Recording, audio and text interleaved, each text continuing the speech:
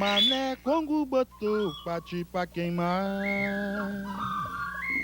Fazenda da Maravilha hoje é nada. Matou, incendiou, fez tudo pra fugir do cativeiro de Pati.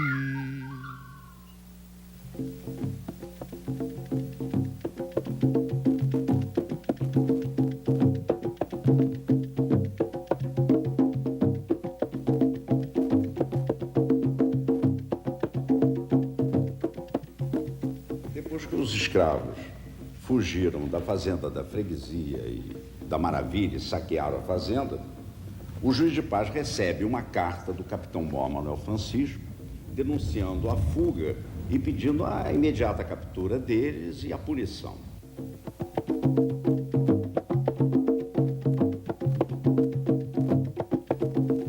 O coronel Lacerda Werneck, que era o comandante da Legião da Guarda Nacional, interrompe o seu almoço nessa sala com a notícia da fuga dos escravos e o pedido de reforço da tropa para poder fazer a perseguição.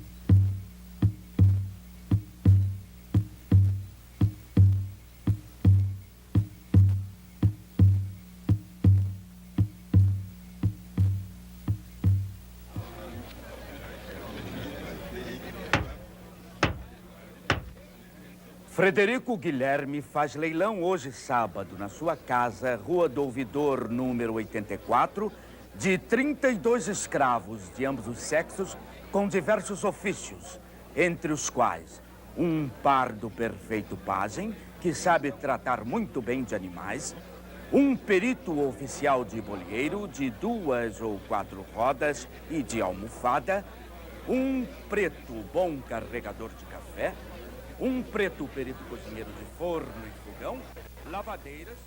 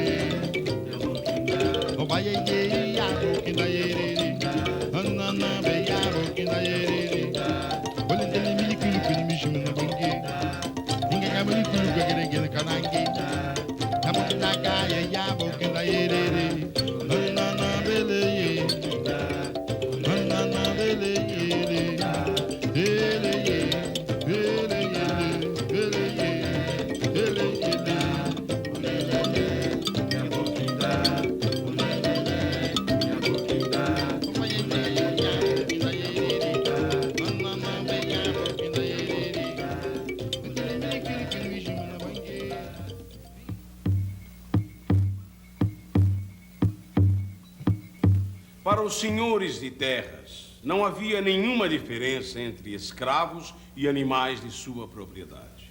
Ambos eram investimentos. Se um escravo fugia, isto significava prejuízo para o dono. E se morresse em idade produtiva, também. Nós vamos ver hoje um dos muitos episódios da história do negro no Brasil que a história oficial procurou apagar.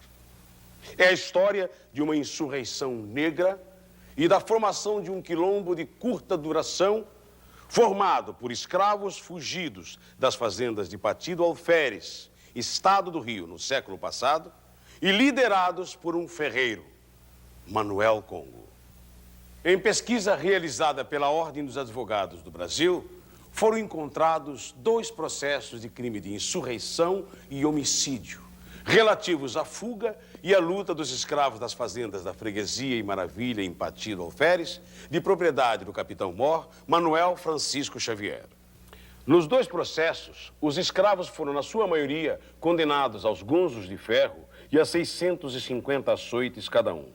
E o líder da rebelião, Manuel Congo, foi enforcado em setembro de 1839.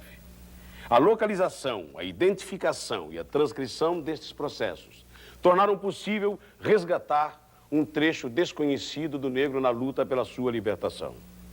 A insurreição negra de Pati do Alferes. A pesquisa revelou também os pactos entre a classe dominante, os senhores de escravos, e a máquina judiciária do Império. Aqui, neste tribunal de Vassouras, os escravos rebelados foram julgados em 1839. Os autos de condenação expressam bem a função da justiça, a de cumprir e legitimar a ordem escravista, ferida e subvertida pela rebelião negra.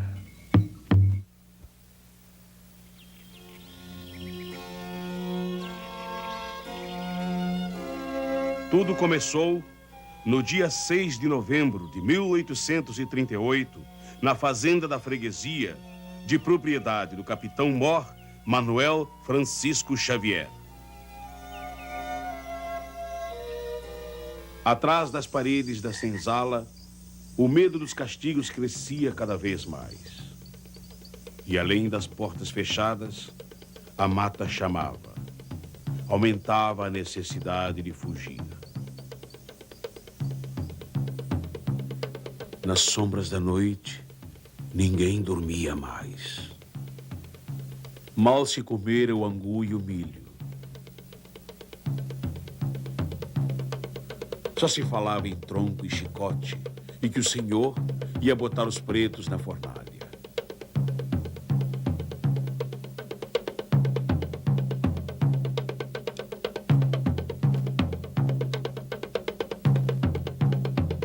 Depois de muita espera e preparação, chegava finalmente o momento de escapar. Nem importava mais tanto sofrimento e medo. Houve instante em que o ferreiro Manuel, negro Congo, pensou nos muitos outros negros que já haviam fugido de muitas senzalas e viviam livres na serra. Era a hora de encontrá-los e formar uma grande tropa em busca da liberdade.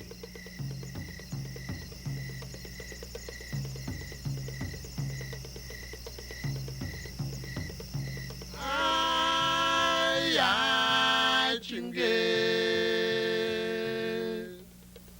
Tingue Caiama.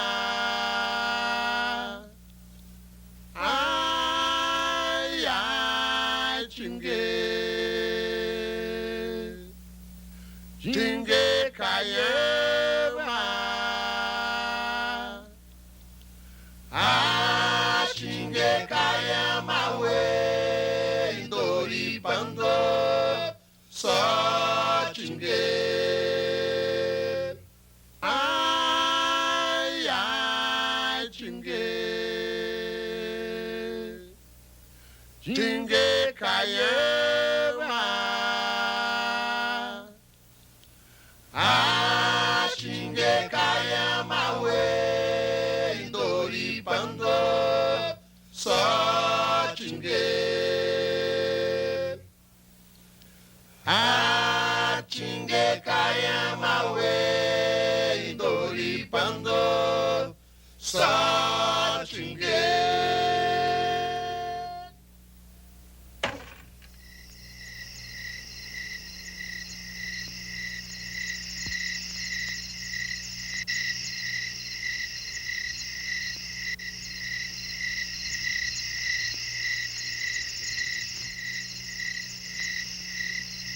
Centenas de escravos fogem da fazenda, levados por Manuel Congo.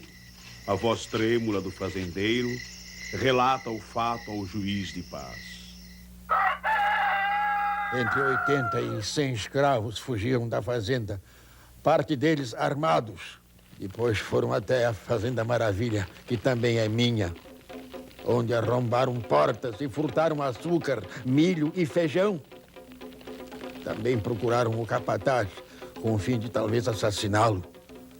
Como as minhas forças não são suficientes para poder rebater qualquer agressão desses escravos, rogo a Vossa Senhoria para que, como autoridade policial, dê ordens para que eles sejam capturados e castigados na forma da lei.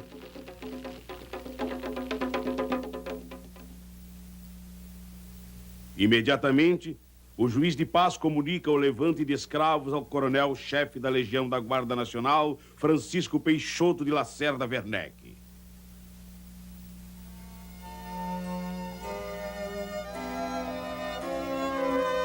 O relato tenso informava sobre a fuga e o ataque à fazenda. Antes, todo o poder ali estava representado.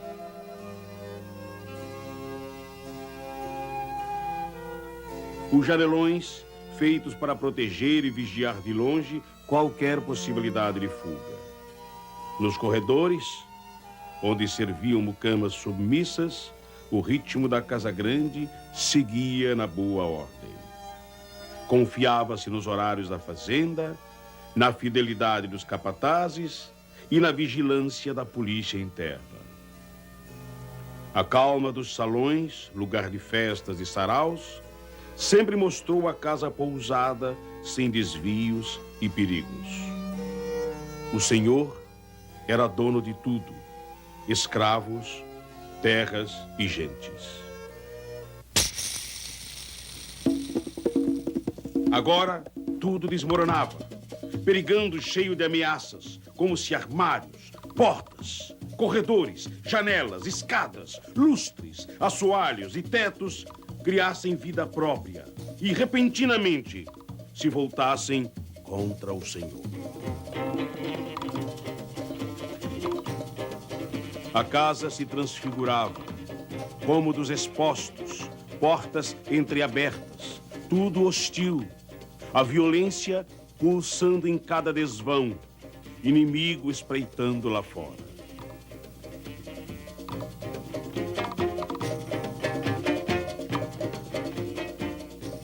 Com a notícia da rebelião, o coronel Werneck escreve ao presidente da província do Rio de Janeiro, Paulino José Soares, relatando os graves acontecimentos. Muito tempo que se receava o que acontece hoje, por fatos que se tem observado entre essa escravatura. Tantos fatos sucedidos por espaço de 4 anos têm posto em cautela os demais fazendeiros da freguesia de Ipati do Alferes, receosos de que se contamine a insubordinação que lavra naquela freguesia, que pode acarretar funestíssimas consequências. Como o decreto de 6 de julho de 1836 me impõe o dever de não conceder às autoridades maior força do que 20 homens sem autorização de Vossa Excelência, e quando ocorrências extraordinárias a isso me obriguem, devo prestá-las a Vossa Excelência, que me dará as suas ulteriores ordens.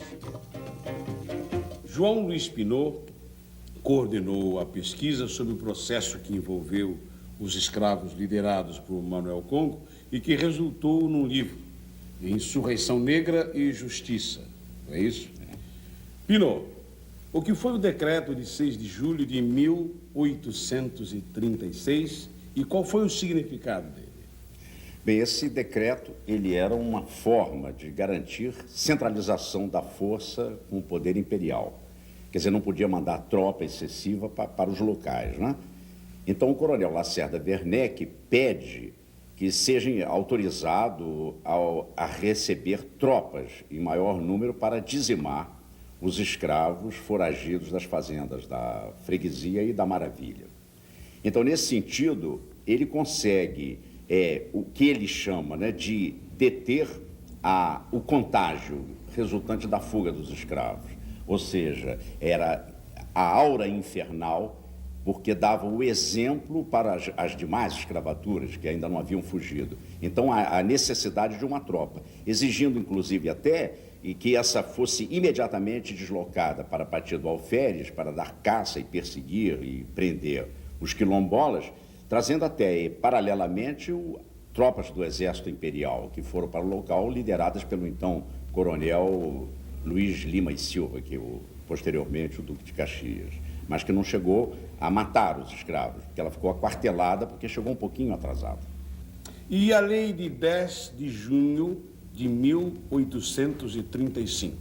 Bem, essa era chamada a Lei Penal do Escravo. Eram poucos artigos, um total de 4 artigos, que dizia o seguinte: sempre que um escravo atentasse contra o senhor, parente desse, até as suas concubinas, quem estivesse ligada ao poder das fazendas, fosse imediatamente julgado. Então o júri se reunia logo, de pronto, o juiz poderia fazer qualquer tipo de investigação. E no caso de uma condenação à morte, essa sentença não podia ser recorrida, não havia recurso. Era a condenação de morte pelo tribunal do júri e pronto, estava terminado o processo contra o escravo. Havia apenas um pedido de graça, uma petição de graça, quando aquele condenado ou seu representante pedia, implorava ao imperador, que tinha o poder nas suas mãos, para que liberasse da pena de morte. Isso foi interpretado à época como se fosse assim uma concessão jurídica, humana, do poder imperial, mas não era verdade. O que era é que, através desse pedido de graça, o poder central ficava informado de todos os crimes que ocorriam em todos os lugares. Era uma maneira de controlar, uma maneira de enfechar todos os acontecimentos nas províncias. O presidente da província do Rio de Janeiro deu a autorização solicitada. E o coronel Lacerda de Werneck parte no comando da tropa para a captura dos escravos. Mas, antes da partida, o coronel faz um discurso para a tropa. Não estou comprometido com pessoa alguma. Sei igualmente que todos os soldados que me acompanham foram sempre amigos da boa ordem, aliados fiéis ao partido a que sempre pertenci, monarquia e constituição, ou constituição e monarquia, como quiserem. É nosso dever impor o respeito ao Estado. É nosso dever trazer a paz de volta a esta região conturbada por elementos que abusaram da bondade de seu senhor. Viva a Constituição! Viva o Imperador! Vivam as liberdades públicas!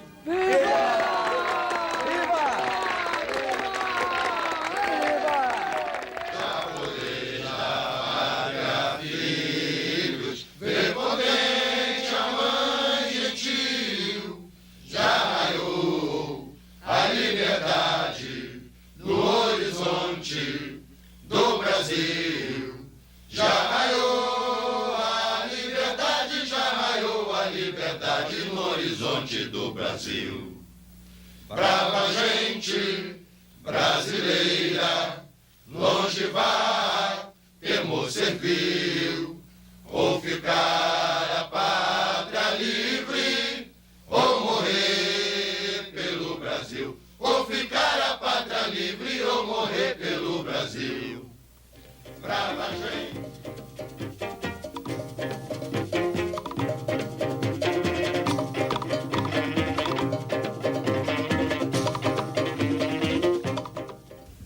Bom, o Manuel quando fugiu da Maravilha, ele subiu para Coqueiro, fazendo as curvas todas do Morro do Foma. Significante que a estrada não é aquela ali, é a outra velha que está marcada lá. Aquela trio velho, que aquela é nova. Foi quando eles fugiram para Coqueiro. Daí foram embora toda a vida que ninguém sabe para que lado que eles seguiram.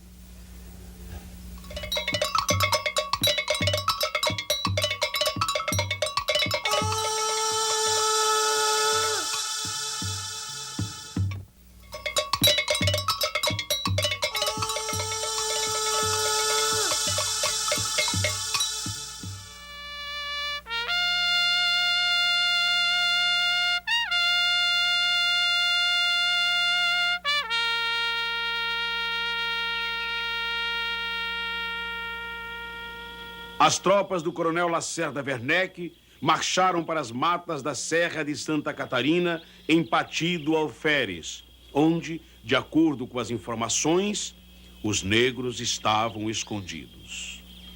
Junto, ia o juiz de paz, José Pinheiro de Souza Werneck.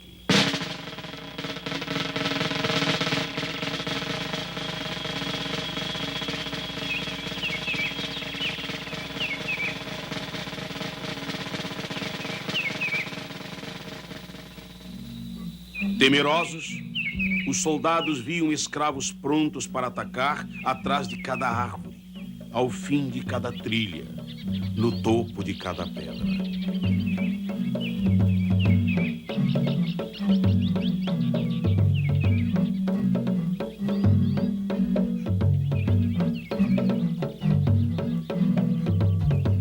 Os soldados caminhavam lado a lado, espingardas prontas, esperando ver sair dos grotões os negros. Seguiam olhando em volta, armas querendo deslizar das mãos suadas e trêmulas, evitando pisar galhos secos, adivinhando vultos detrás das folhagens e dos moitões misturados aos galhos das árvores.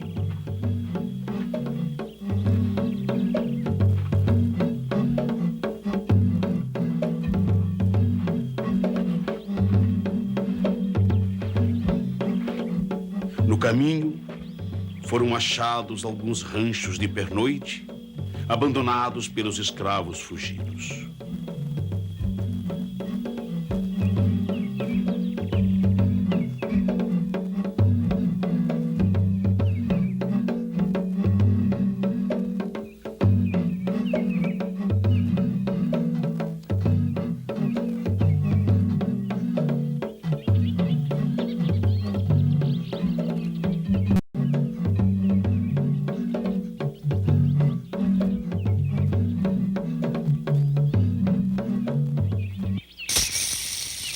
Um susto fez estancar os que caminhavam à frente da tropa. A poucos passos, de dentro do matagal, o vento trouxe batidas secas de machado e sons de vozes. Os quilombolas! Em poucos instantes, o quilombo se transformara em total agitação. Muitos correndo para dentro e para fora dos ranchos, embrenhando-se na mata, como único meio de enfrentar os invasores.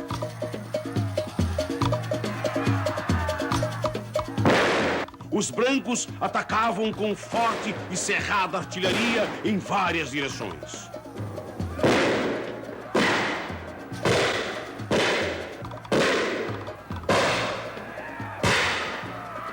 Os negros tombavam em todos os cantos.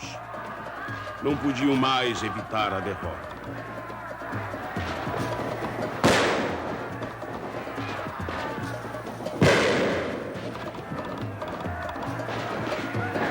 Em meio ao tiroteio e à gritaria, a voz forte e lancinante de Mariana Crioula. Não! Morrer assim! Entregar, não!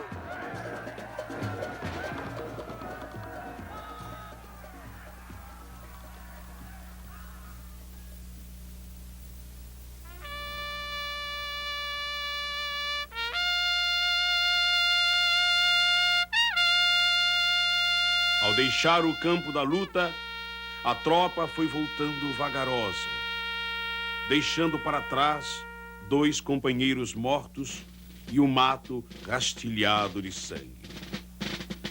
Com a morte dos 2 pedestres, soldados da Guarda Nacional e de inúmeros escravos, cai o quilombo de Pati do Alferes.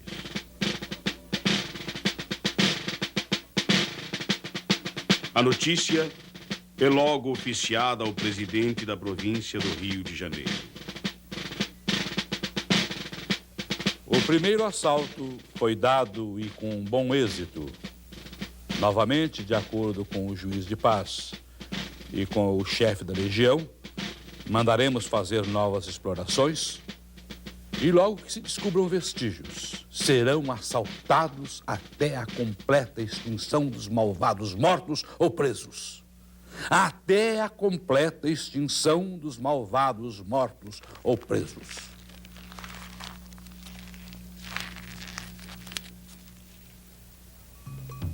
Dos diversos negros que tentaram escapar, muitos deles foram capturados, entre os quais o líder, Manuel Congo, ferido em combate. Em seu rosto, a dor da batalha perdida. Com a captura dos escravos, o capitão-mor Manuel Francisco Xavier apela ao presidente da província para que retire as tropas aquarteladas em sua fazenda. A maior parte dos escravos que se invadiram já me acho da posse deles. Alguns vindo apresentados voluntariamente. Alguns dos cabeças já foram remetidos por ordem do juiz de paz, presos para a cadeia de Vassouras. Igualmente asseguro a Vossa Excelência que conservam-se em tranquilidade e sossego as minhas fazendas e por ora não tenho receio algum que possa perturbar o sossego delas, por já estar reinando a boa ordem entre os meus escravos e à vista do que, respeitosamente, imploro a Vossa Excelência, me parece não ser mais necessário sofrer o incômodo da força policial que, por ordem de Vossa Excelência, se acha estacionada aqui.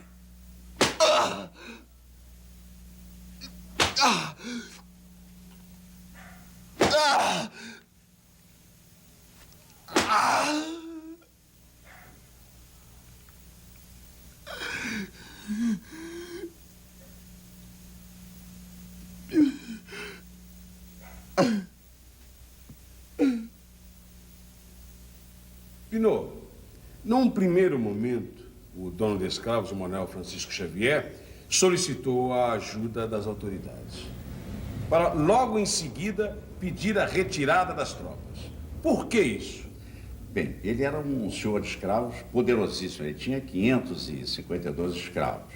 Quer dizer, logo no início ele ainda tinha força, mas com a continuidade, com a fuga, ele não tinha poder pessoal com a sua polícia interna da fazenda, ele não tinha poder de perseguir e recuperar os escravos. Então ele teve que recorrer à força da Guarda Nacional. E ela ficou aquartelada nas suas fazendas. Ora, com a grande perda de escravos, ele sentiu um abalo financeiro muito grande e aquilo se prolongou durante muito tempo. E, finalmente, ele teve que pedir ao presidente da província. Ele diz, então, que voltou a reinar a boa paz e ordem nas fazendas, porque ele não podia mais continuar naquela situação. O escravo era um utensílio, era um elemento de produção. Então não poderia ficar exposto a ele só lutar. Então já era ali o que se coloca era o valor econômico do escravo muito maior que a própria segurança dele ou o próprio domínio individual dele em relação a cada escravo. Logo em seguida à prisão dos escravos, começou o julgamento. E os escravos foram defendidos por um advogado que sentou-se àquela mesa. E esse advogado, para defender os escravos, foi nomeado e indicado pelo fazendeiro. Por que isso, Pinot? Porque o escravo era coisa possuída do fazendeiro. O fazendeiro era o dono do escravo. Quer dizer, o fazendeiro é que mantinha o escravo, então só ele podia dispor. Então era ele, fazendeiro, e o escravo era um objeto, o escravo era uma coisa, ele que teria que dar a procuração, ele que teria que autorizar. Finalmente, ele é condenado nas próprias custas do processo. É por isso que ele acha caro a lei, os escravos terem fugido e ele tem que responder até financeiramente pelas despesas do processo. É porque o escravo era propriedade, era objeto de uma propriedade. O julgamento começou com o promotor lendo o libelo acusatório. Por libelo, o crime acusatório diz a justiça, por seu promotor, contra os réus Manuel Congo, Justino Benguela, Pedro Dias, Antônio Magro, Adão Benguela, Belarmino Cabinda.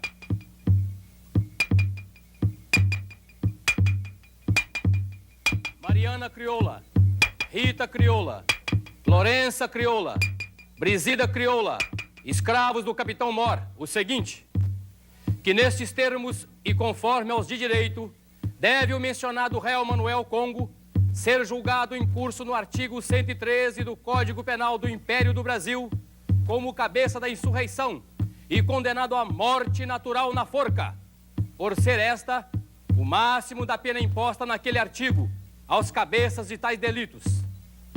Quanto, porém, aos demais corréus varões, devem ser condenados a açoites no grau máximo, segundo o espírito da lei, de 10 de junho de 1835, e as fêmeas no grau mínimo.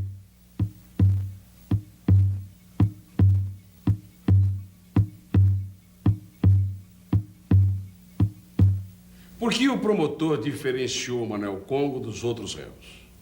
Porque todo poder opressivo, ele precisa de ter um bode expiatório, ele precisa de ter um grande exemplo. E o Manuel Congo era o bode expiatório, ele era o exemplo para ser punido. Quer dizer, dispensava que outros escravos fossem punidos com a mesma intensidade. Então bastava um processo rápido contra Manuel Congo, um assassinato formalizado e a sua condenação, que já estava definida desde o início.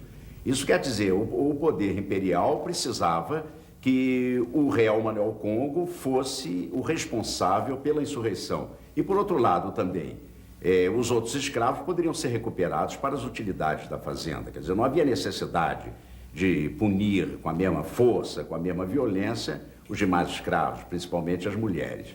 É por isso, por ter precisado de bode expiatório, que o poder colocava as suas forcas nos lugares mais altos e fazia ostensivamente a punição. Segundo os escravos, o motivo da fuga foi o assassinato de um escravo na fazenda. Pelo menos foi isso que foi dito pelos escravos durante todo o julgamento. Na casa do meu senhor, Jacques Criolo matou com um tiro Camilo Sapateiro. Tudo ficaram com medo de morrer. Tudo ficaram com medo do senhor e nós fugiu. Eu estava dormindo na cozinha da casa do meu senhor com outras cativas. Botaram uma escada na janela. Manuel Congo subiu com uma pistola. Ficando embaixo, João Angola, Vicente Moçambique e Manuel Pedro. Foi então que Manuel Congo apresentou a pistola e disse para nós descer, senão ele matava nós. Vamos! Vamos, Mambaras! Vamos embora! Vamos, Mambaras! Vamos embora! Vamos embora! Mesmo que nós quisesse gritar ou fazer algum alvoroço para ser ouvida, não podia. Porque o quarto do senhor é longe da cozinha. Depois que nós desceu, puseram nós no meio deles para ninguém fugir para casa. Nós achou um preto de nome Epifânio. Manuel Congo e Vicente Moçambique foi buscar comida na Fazenda Maravilha. Eu ouvi dizer que arrombaram as portas. Epifânio não foi, mas Manuel Congo foi e, quando voltou, contou a toda a gente que tinha fugido. E disse que ele e Epifânio ia governar toda a gente.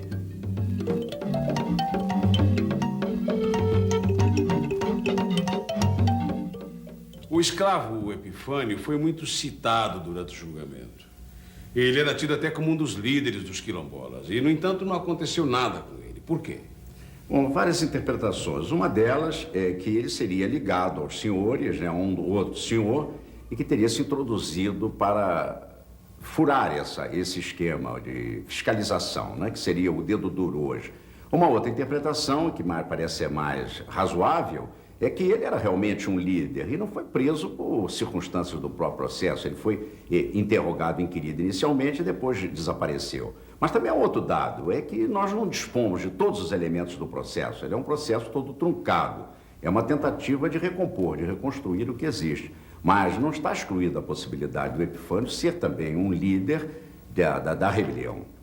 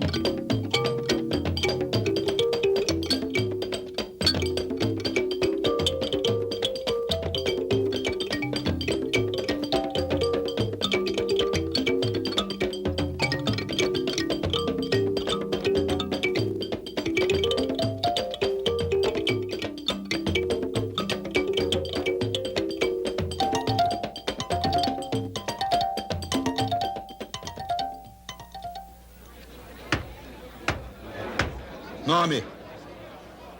Epifânio, De que nação? Moçambique. Quais os teus meios de vida? Primeiro era de serviço de roça. Depois fui feitor.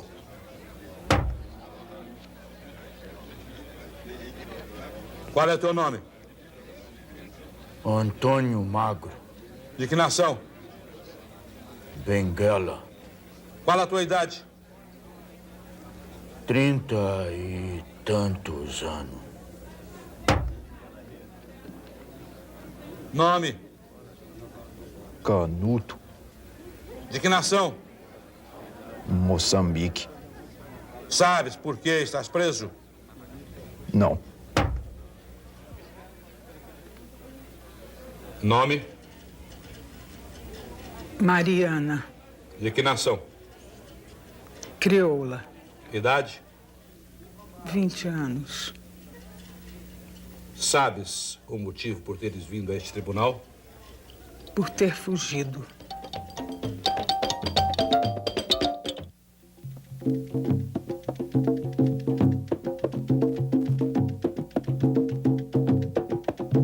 Nós estamos aqui no Lago da Forca, em Vassouras.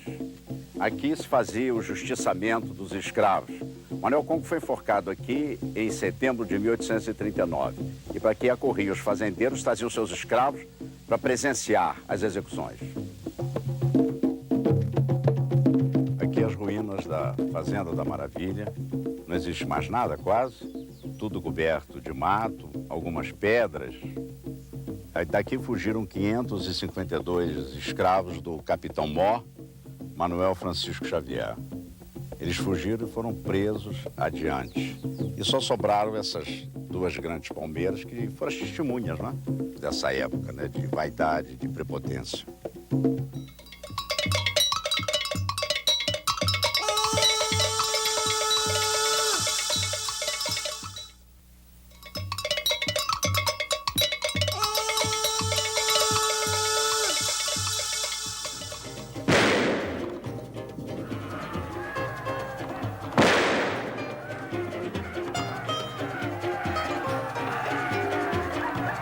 Não!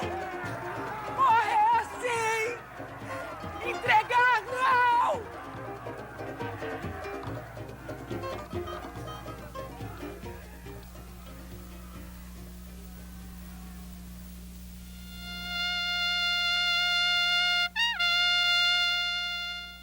Aqui, neste lugar, diante do juiz que estava sentado naquela cadeira, as testemunhas do processo que foram recrutadas nas tropas que prenderam os escravos, eles diziam que o Manuel Congo se intitulava rei e a Mariana Crioula se intitulava rainha.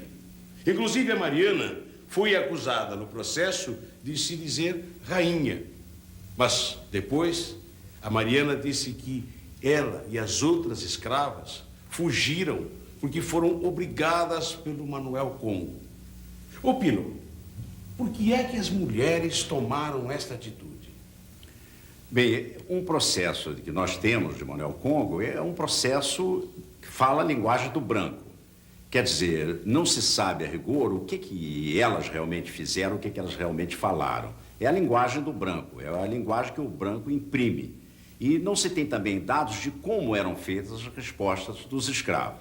Agora, dentro do contexto geral, é possível saber o seguinte, é preciso ver que elas estavam inteiramente dominadas ali, elas tinham sido espancadas, né? Havia uma ameaça de morte e toda a esperança de fuga, de libertação havia sido superada. E, digamos assim, havia possibilidade de ter sido barganhada a libertação da morte, né? E o retorno à própria senzala, que naquele contexto, naquela situação, era uma coisa menos grave que a eliminação, a tortura a qual elas estavam submetidas. Então, nesse sentido, é possível que se dominassem as mulheres para conseguir delas uma acusação. Mas há um outro dado importante que tem que ser visto, é que o poder que ia realmente condenar Manuel Congo não precisava de ter todos esses elementos. Havia também, então, talvez para atender até a própria pressão do próprio capitão Mor, da sua mulher, no sentido de recuperar os seus escravos para a fazenda, ainda que com penas menores, e as mulheres livres. Então, esse dado também pesou. Quer dizer, bastava que fosse um escravo imolado, como se sacrifica uma res, como se sacrifica um animal. Bastava um e os outros sendo recuperados já estavam atendidas as exigências do poder. O depoimento dos presos foi muito contraditório, muito confuso. Uns responsabilizando os outros pela fuga, pelo tiroteio que resultou na morte do pedestre. O último a ser interrogado foi Manuel Congo. Me deram o nome de Manuel. Eu sou da nação Conga. Moro na freguesia não sei há quanto tempo, porque vim pra cá criança. Sou ferreiro de profissão. Vicente Moçambique e João Angola é que são a causa desse barulho.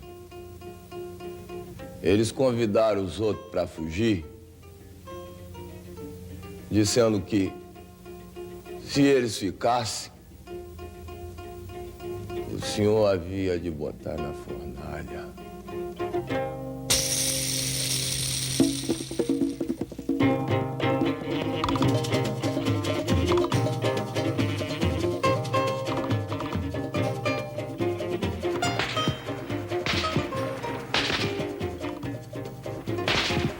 Eu estava dormindo no quilombo. Quando me levantei, fui chumbado.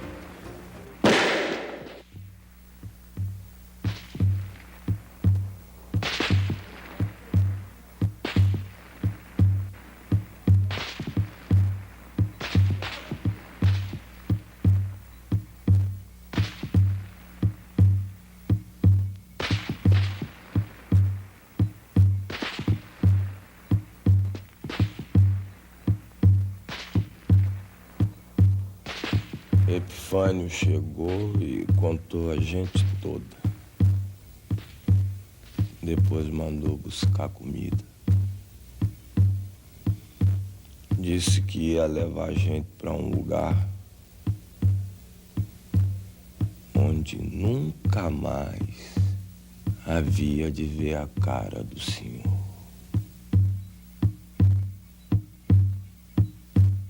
Onde nunca mais havia de ver a cara do senhor. Manuel Congo negou ter liderado a fuga, mas todas as acusações foram contra ele.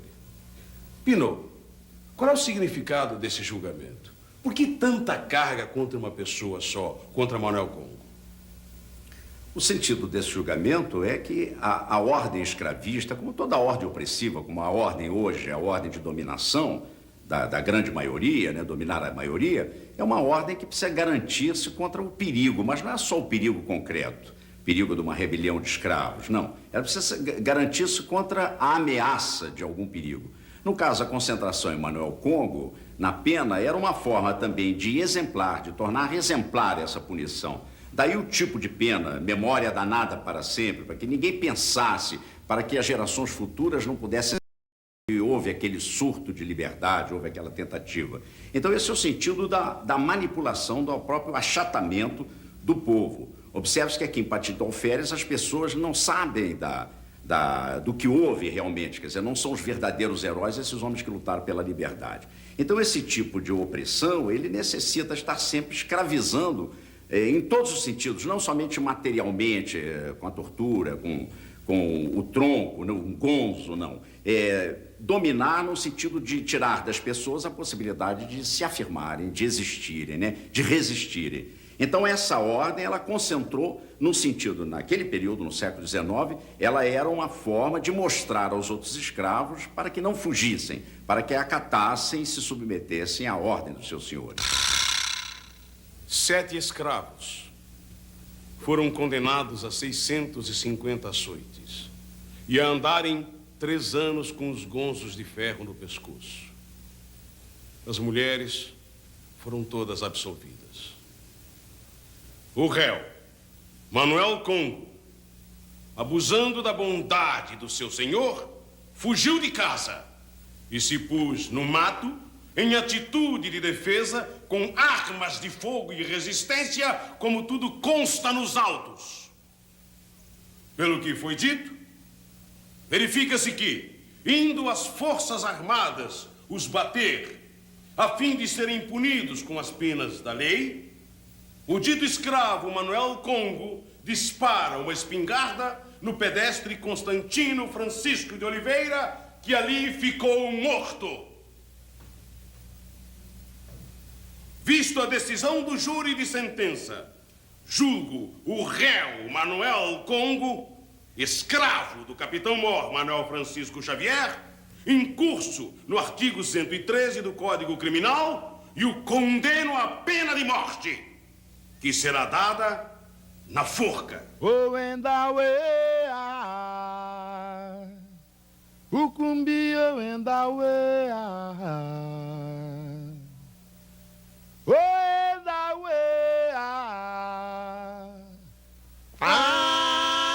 Epifânio chegou e contou a gente toda. Depois mandou buscar comida. Disse que ia levar a gente para um lugar onde nunca mais havia de ver a cara do Senhor.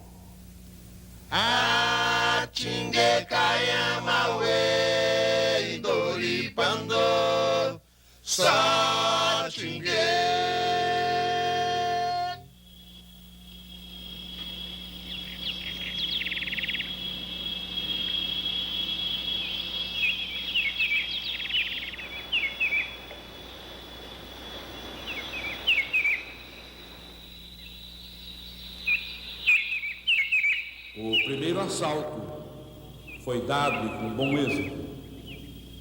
Novamente, de acordo com o juiz de paz e com o chefe da legião, mandaremos fazer novas explorações e logo que se descubram vestígios, serão assaltados até a completa extinção dos malvados mortos ou presos. Até a completa extinção dos malvados mortos ou presos.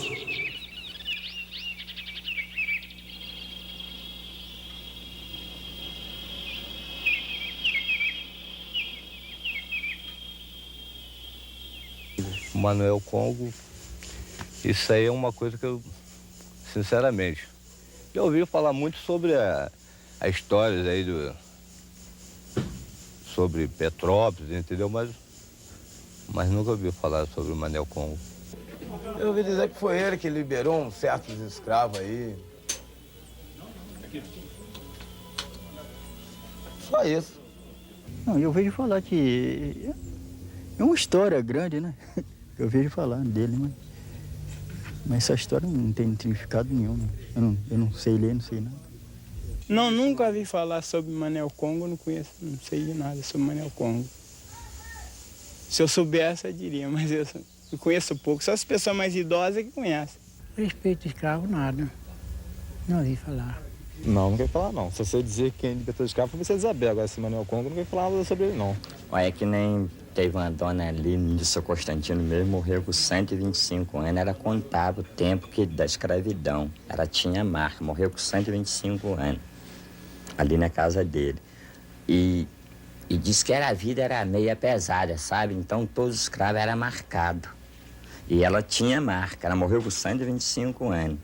A primeira parmeira que tem de frente, que é a porta da onde era o gabinete do rei, ainda está lá em pé. As duas paineiras ainda estão em pé lá. Era onde era o setor do apartamento dele lá em cima, que ele olhava lá de cima e os escravos cá embaixo, né? De um lado era o terreiro de café. E do outro lado era a fazenda, Sanzalo, engenho de café. O moinho ainda existe lá, que está lá ainda. O moinho ainda está lá. O Manuel Congo foi o cabeça que revoltou. Então fugiu para outra fazenda para lá. Mas aí eles foram buscar, que não aceitavam. Não fala porque o Manuel Congo, naquela época, não tem mais ninguém naquela época aí. Não tem mais ninguém.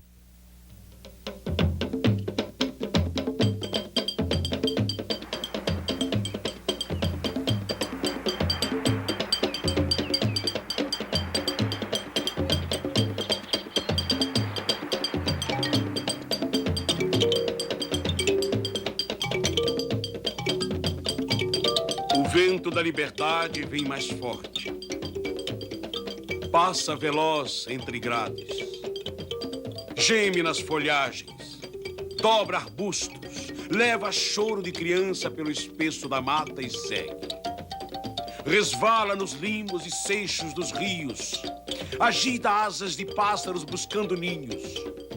Deixa a senzala e a morada da fazenda. Atravessa veredas. Corre sobre campo aberto. Desliza no capim da encosta e amplia-se forte e livre. Além da serra imensa e alta.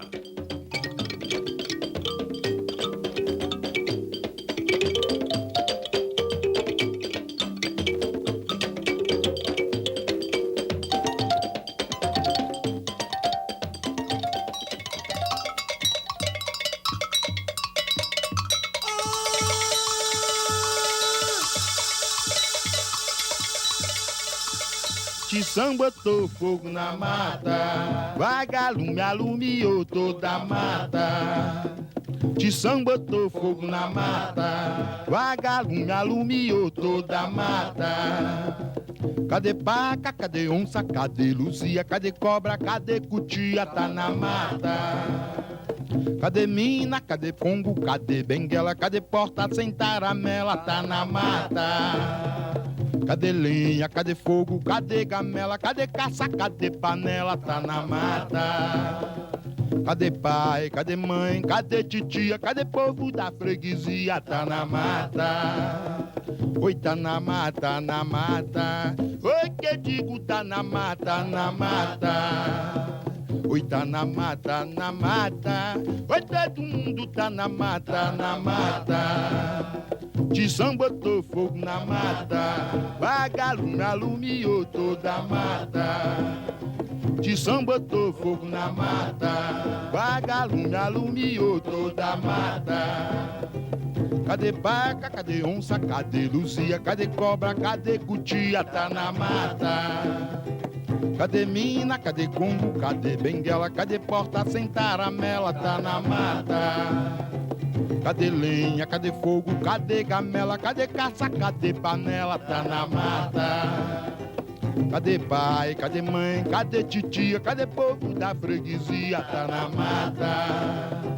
Oi, tá na mata, na mata. Oi, todo mundo tá na mata, na mata. Ei, oi, tá na... Justino Benguela. Adão Benguela. Epifânia. Tá na mata. Sete Moçambique. José Fangola. Pedro Dias. Mariana Crioula. Caluto Moçambique. Tá na mata. Pinho Sapateiro. Kel Crioulo. Justino Benguela. Adão Benguela. José Fangola. Mariana Pedro Dias. Sete Moçambique. Adão Benguela. Justino Benguela. Mariana Sapateiro. Pedro Dias. Sete Moçambique. Justino Benguela. Camilo Sapateiro. Adão Benguela. Mariana Justino Benguela. Tá na mata.